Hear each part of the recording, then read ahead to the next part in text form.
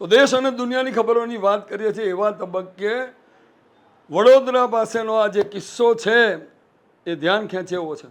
સૌથી મોટી શરમજનક બાબત તો એ છે કે પડોશમાં રહેતા પડોશી, જો તમે આ ઘટના બની એક 10 વર્ષની બાળકી પર એણે બીજી વખત બળાત્કાર કર્યો, એના ગુપ્તાંગમાં સળિયો નાખ્યો, એ બાળકી પર 3 સર્જરી થઈ. સવાલ એ નથી કે બળાત્કારની ઘટના ઘટી, આરોપી પકડાયો. સવાલ એ છે કે આવી માનસિક વિકૃતિવાળા લોકોને કારણે માણસો પોતાના પરમ મિત્રને બાળકી જોડે રમતો અટકાવશે. પોતાના પરિવારના કોઈ વૃદ્ધ વયસ્કના હાથમાં બાળકી આવતી બેઠા, અને એ સમય પાકી ગયો છે કે બાળકીને કેટલું ડિસ્ટન્સ રાખીને રમવું એ શીખવાડવું પડશે. તમે જો એ નોલેજ બાળકીને હોય તો એ દાદાના ખોળામાં કે કાકાના ખોળામાં, પડોશી દાદા ના બેસી ના જાય ખોળામાં.